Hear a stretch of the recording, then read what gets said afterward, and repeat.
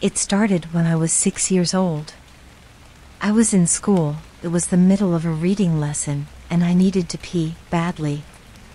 At that age, actually, a fair few kids still wet themselves, and I always got paranoid about embarrassing myself in public like that. I stuck my hand up and told Mrs. Zebby that I needed to use the bathroom. After the usual speech about how I should have gone at break, she gave me the key to the disabled access toilet, as it was the closest one to my classroom. It was the middle of 5th period, and the corridors were empty and seemed cavernous to me. I was a short, scrawny thing back then. I sometimes had trouble with doors, especially unlocking them, and I fumbled for a good minute or two in trying to get the blasted thing open. Anyway, as I sat on my porcelain throne, there came a knocking at the door. "Someone's in here," I called, disgruntled at this disturbance. There came a pause, then the knocking resumed. It was faster now, more determined. "Wait a minute." The knocking slowed, and a voice replied. "Let me in. I need to come inside." The speaker's tone was thin and reedy, an adult I didn't recognize. I may have been 6, but I also had a fairly good understanding of bathroom etiquette. Mainly that you didn't let more than one person into an area only slightly larger than a cupboard. "Go away." The knocking intensified again, until it was a frantic drumbeat, just a few feet from me and out of sight. I heard the voice shouting something, growing more and more desperate. "Let me in. Just open the door, please." I was terrified by that point. The hammering and yelling was so loud, and yet nobody had come to investigate it. Eventually, my teacher came to find me, angry because I had been gone almost half an hour. When I refused to open the door to let her in, she got a spare key from the receptionist and then took me to the headmaster's office and called my parents. I was suspended for the rest of the week. I never told anyone what happened. It was a few weeks before my next encounter with this phenomenon. I had just celebrated my 7th birthday, and my family were having a barbecue in my honor. It was a gloriously sunny day, but as soon as we'd set everything up in the allotments behind our house, the coal refused to light. My dad asked me to go and get some fire starters from the shed in the front garden.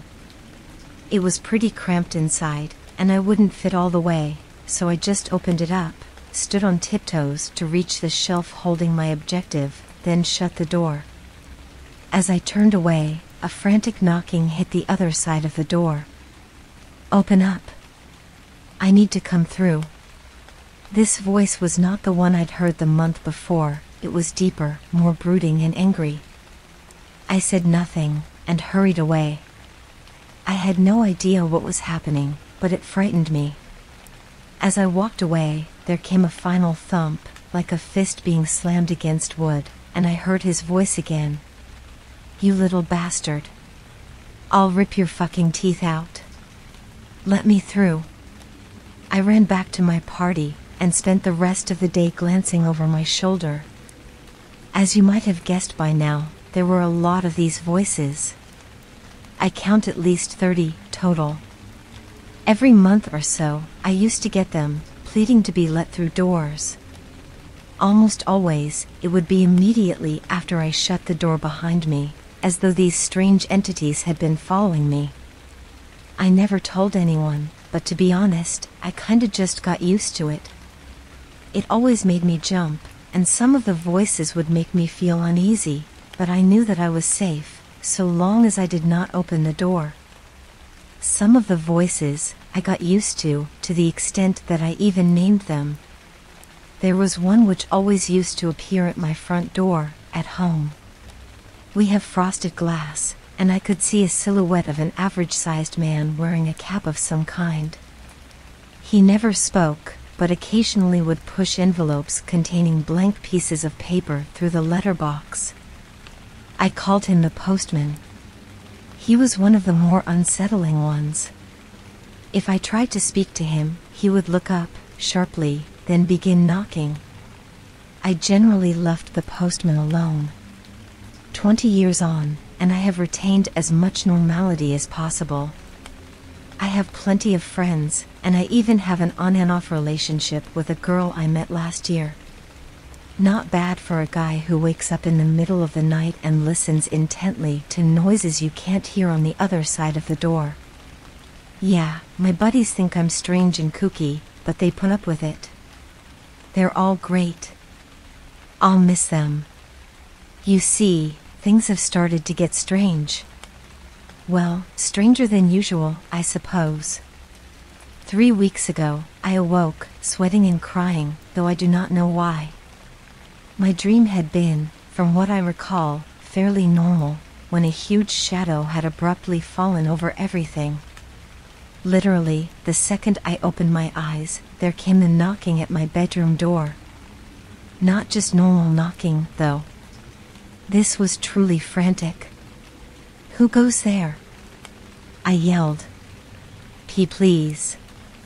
Help us," it replied. I was surprised. It was the sadistic, angry voice that I remember from my father's shed on my 7th birthday, but it seemed genuinely sincere. There was a pained tone to it, too, as though the speaker were grievously wounded. I actually found myself pulling back the sheets to get up, but I hesitated. I had never before been tempted to open the door. I suppose, as a child, I had so rigorously drummed into my head the idea that whatever lay beyond was evil that it was just common sense. To be quite honest, I came very close to letting the thing into my room that morning. I held out, in the end. It got worse. Just 2 days later, I was in my local corner shop. I'd just paid for a bottle of milk and a newspaper when a great force slammed against the shop door. Simultaneously, a voice began screaming, a long, keening squeal of pain. I whirled to face the door, but there were so many flyers plastered over the glass that I could only just make out the shape of a woman on the other side, slapping her palms against the window. The shopkeeper stared at me, as though I were crazy. In the end, I asked if he had a bathroom I could use, murmured some half-thought-out excuse and hid there for 10 minutes until the screaming stopped. There were 4 more incidents between then and now, a mixture of screams and tearful begging. The postman stopped by yesterday, too. He knocked, politely, before sliding his usual letter through the letterbox. Then another. Then another. A total of 10 plain, brown envelopes. The postman waited for a few minutes, knocking occasionally, and then he left me alone. Each letter contained a sheet of A4 paper. But somebody had taken a black pen to the pages, scribbling and shading them with such vigor that there were large tears around the center, and the edges were frayed. I shoved them back into their envelopes and tried to put it from my mind. Earlier, my bedroom door shook violently. It wasn't a scream, or a howl, or a roar that I heard, though. It was just crying. Dozens and dozens of voices, sobbing quietly. Another blow struck my door. Plaster flaked from the walls and twirled to the carpet. Still no pleas or bargaining, just sobbing. Crash. I jumped up from my chair. Crash. A hairline crack split the frame of the door in one corner. My phone began to ring, and I heard a sharp rapping at the glass of my window, behind the curtains. I tried answering the phone, but it was simply yet more voices crying. Not even sobbing, though, more like bawling in terror and anguish. I hung up, but it kept ringing, so I took the battery out. I have shoved most of my furniture against the door and window. It has been 3 hours since this latest attempt at entry began. The battering has not abated. Nor has the crying. I'm fairly sure that my door won't hold much longer. As for my mediocre barricade, it could be swept aside in 2 minutes. I find myself faced with the very real possibility of death, so I am writing this memoir of sorts, just in case something does happen. Crash. What do they want? Crash. Do they even want to hurt me? Crash. They seemed fearless, even malicious before. Crash. What could have driven them to this? Crash. Maybe I should open the door. Crash. Maybe I should let them in. Silence fell. I realized that even the crying had ceased. For a whole minute, I sat there. Then I got up and hurried to my door, eager to escape this claustrophobic situation. Perhaps I'd go outside, where I could be far away from any doors, and from the damned knocking. I pulled away my barricade and turned the handle. Locked. Kneeling, I peered through the keyhole.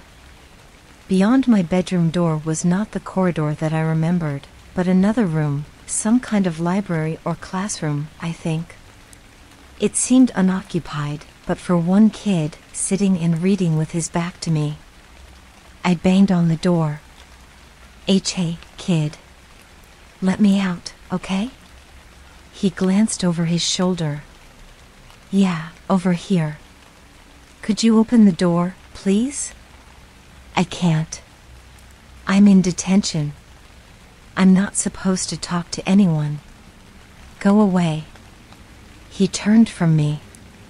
Confused and exasperated, I began to stand up. A loud bang shattered the silence once more. I realized it sounded like a fist being pounded against glass. My window. I heard it again. But this was not the frantic knocking of somebody wanting to get inside. This was not even an attempt to break in. Whatever was beyond the curtain and glass knew I was inside. It knew I was frightened. In the most predatory and sadistic way possible, it wanted me to be afraid. I turned back to the door and began hammering on it, frantically. Hey! Let me in, okay? I really need you to open the door.